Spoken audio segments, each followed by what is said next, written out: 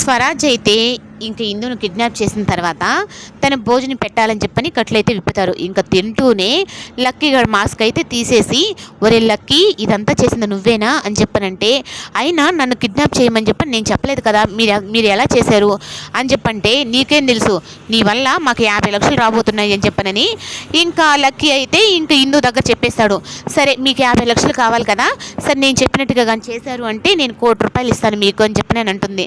ఇంకా రాజునైతే ఇంక రాజు కూడా మాస్క్ తీసేస్తాడు. ఇంకెలాగో తెలిసిపోయింది కదా అన్నట్టుగా, ఇంక అదేంటో పని చెప్పు అంటే, మనం అగ్రిమెంట్ పెళ్లి చేసుకుందాం, అది కూడా సంవత్సరం రోజులు.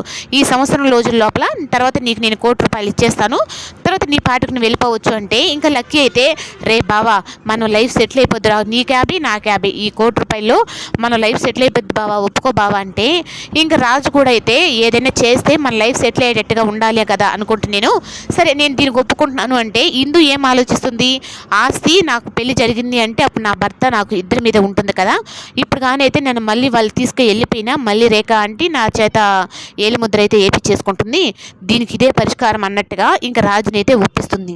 ఇంకా ఒప్పించి ఇంకా వెళ్ళి గుళ్ళో అయితే పెళ్లి చేసుకొని ఇంకా నేరుగా అయితే ఇంటికైతే వస్తారు.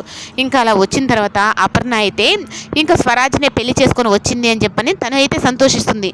కానీ రేఖ అయితే మాత్రం నీవు ఇలా చేస్తావు అని అనుకోలేదు, అసలు ఎవడరా నువ్వు ఏంటి అని చెప్పనంటే, ఇంకా తను మా బావ అవుతాడు, మా బావ అని చెప్పనని ఇందు అయితే అంటుంది. అదేమంటుంది, అది క్యాజువల్గా మా బావ అన్నట్టుగా అంటుంది, అందుకే పెళ్లి చేసుకున్నాము అని చెప్పి అనేటప్పటికి ఇప్పుడు ఇందు ఒకటే కాదు రాజు కూడా తమ్ము పెట్టాలి, అప్పుడు అలా పెడితేనే ఆ ఆస్తి రేఖకి వెళ్తుంది, లేదు అంటే ఇంకా వాళ్ళిద్దరి మీదే ఉంటుంది అన్నట్టుగా ఉండేటప్పటికి ఇంకా స్వాతి అయితే మాత్రం చాలా సంతోషిస్తుంది.